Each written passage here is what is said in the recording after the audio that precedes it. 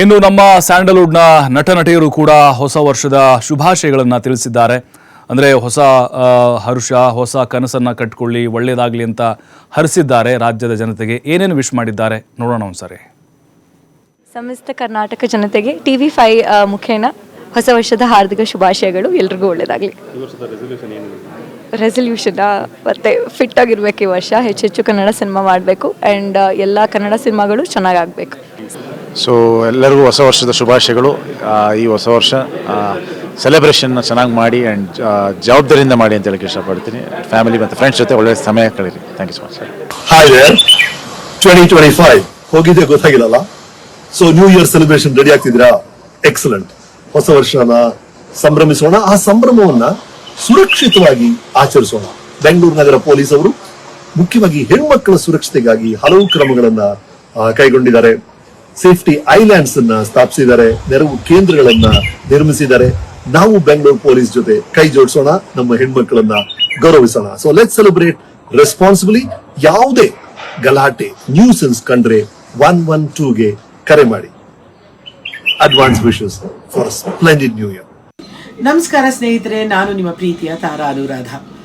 2025 ಎಷ್ಟು ಬೇಗ ಹೋಯಿತು, 2026 ಬಂದೇ ಬಿಡ್ತು. ಹೊಸ ವರ್ಷದ ಆಚರಣೆಯನ್ನ ಸಂಭ್ರಮದಿಂದ ಸುರಕ್ಷತೆಯಿಂದ ಆಚರಣೆ ಮಾಡಬೇಕು ಅಂತ ಹೇಳಿ ನಮ್ಮ ಬೆಂಗಳೂರು ಪೊಲೀಸರು ಯಾವಾಗಲೂ ಶ್ರಮ ಪಡ್ತಿರ್ತಾರೆ. ಅದರಲ್ಲೂ ಮಹಿಳೆಯರಿಗೋಸ್ಕರ ಸೇಫ್ಟಿ ಐಲ್ಯಾಂಡ್ ಅಂತ ಮಾಡಿದ್ದಾರೆ.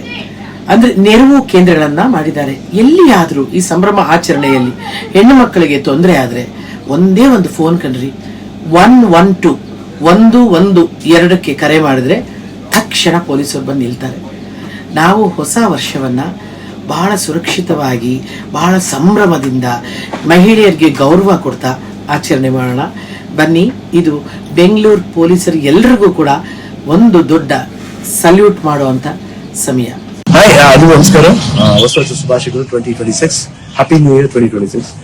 ಈ 2026 ಎಲ್ರಿಗೂ ಒಳ್ಳೇದು ಮಾಡಲಿ ಅಂತ ದೇವರಿಗೆ ಪ್ರಾರ್ಥನೆ ಮಾಡ್ಕೊಳ್ತೀವಿ. 2025ರಲ್ಲಿ ಡಿಸೆಂಬರ್ ಕೊನೆ ಕ್ರಿಸ್ಮಸ್ ದಿವಸ 45 ಸಿನಿಮಾ ನೋಡಿ ತುಂಬಾ ಅಪ್ರಿಶಿಯೇಟ್ ಮಾಡಿದ್ದಾರೆ.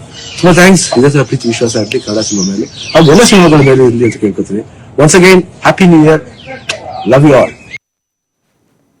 ನೋಡಿದ್ವಲ್ಲ ನಾವು ಸ್ಯಾಂಡಲ್ವುಡ್ನ ಸೆಲೆಬ್ರಿಟಿಗಳು ಯಾವುದೇ ರೀತಿಯಿಂದ ವಿಶ್ ಮಾಡಿದ್ದಾರೆ ಅಂತ. ಅಂದ್ರೆ ಸಂತೋಷ, ಅವ್ರನ್ನ ಫಾಲೋ ಮಾಡುವಂತ ಸಹಜವಾಗಿದ್ದೇ ಒಂದು ಸಂದೇಶ ಇದೆ ಅಂತ, ಅವ್ರದ್ದು ಕಳಕಳಿ ಇದೆ. ಇದರ ಜೊತೆಗೆ ನಮ್ಮ ಮೇಲೆ ಇರುವಂತಹ ರೆಸ್ಪಾನ್ಸಿಬಿಲಿಟಿ ಜಾಸ್ತಿ ಆಗಿರುತ್ತೆ. ಯಾಕಂದ್ರೆ ಯಾರಿಗೂ ತೊಂದರೆ ಮಾಡದೆ ಸೆಲೆಬ್ರೇಟ್ ಮಾಡೋದು ಎಲ್ಲರೂ ಕೂಡ ಮಾಡ್ತೀವಿ, ಆದರೆ ಯಾರಿಗೂ ತೊಂದರೆ ಮಾಡದೆ ಸೆಲೆಬ್ರೇಟ್ ಮಾಡೋದಿದೆಯಲ್ಲ, ಅದು ನಮ್ಮ ಮೇಲೆ ಇರುವಂತಹ ಬಹುದೊಡ್ಡ ಜವಾಬ್ದಾರಿ ಕೂಡ ಹೌದು.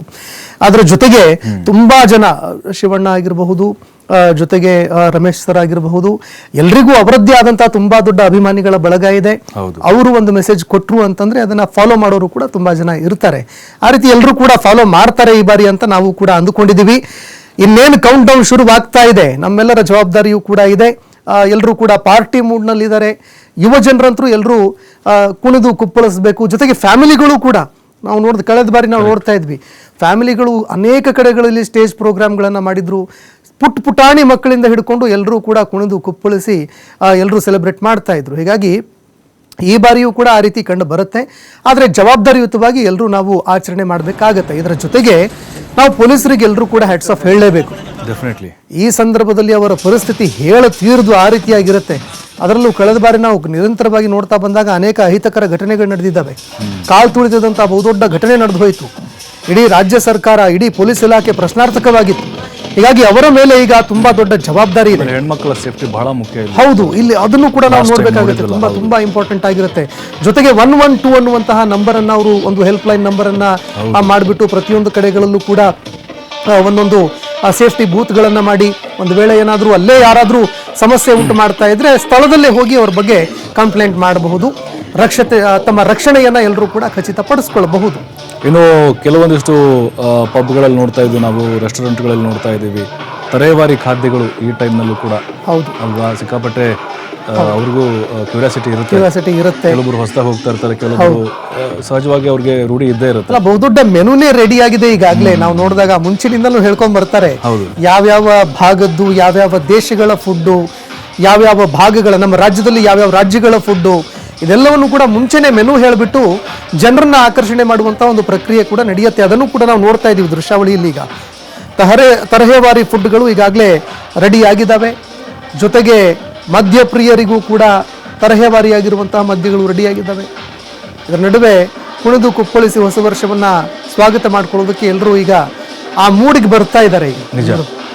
ಇನ್ನು ನೋಡಿ, ನಮ್ಮ ಬಾಲಿವುಡ್ನ ಸ್ಟಾರ್ಸ್ಗಳು ಕೂಡ ಸೆಲೆಬ್ರೇಷನ್ ಮಾಡಲಿಕ್ಕೆ ಈಗಾಗಲೇ ಬೇರೆ ಕಡೆ ತೆರಳಿದ್ದಾರೆ. ಅವ್ರದ್ದೇ ಆದಂತಹ ಕೆಲವೊಂದಿಷ್ಟು ಆಚರಣೆಗಳನ್ನು ಮಾಡ್ತಾ ಇದ್ದಾರೆ.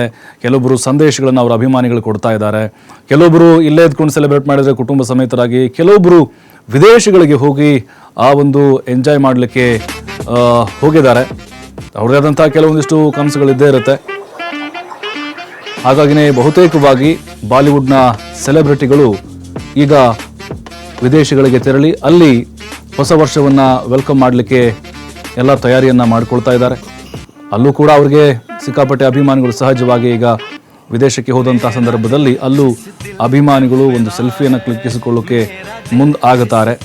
ಕೆಲವೊಬ್ಬರು ಕುಟುಂಬ ಸಮೇತರಾಗಿ ಹೋಗಿದ್ದಾರೆ. ಕೆಲವೊಬ್ಬರು ತಮ್ಮ ಒಡನಾಟ ಏನು ಜಾಸ್ತಿ ಇರುತ್ತೆ ಅವರೊಂದಿಗೆ ಹೋಗಿ ಅಲ್ಲಿ ಹೊಸ ವರ್ಷವನ್ನು ಸೆಲೆಬ್ರೇಟ್ ಮಾಡಲಿಕ್ಕೆ, ಅದರಲ್ಲೂ ಐಶ್ವರ್ಯ ರೈ ಏನಿದ್ದಾರೆ ಅವರ ಕುಟುಂಬ ಸಮೇತರಾಗಿ ಅಭಿಷೇಕ್ ಬಚ್ಚನ್ನು ಮತ್ತು ಅವರ ಮಗಳು ಏನಿದ್ದಾರೆ ಒಟ್ಟಿಗೆ ಹೋಗಿ ಸೆಲೆಬ್ರೇಟನ್ನು ಮಾಡಲಿಕ್ಕೆ ಹೋಗಿದ್ದಾರೆ.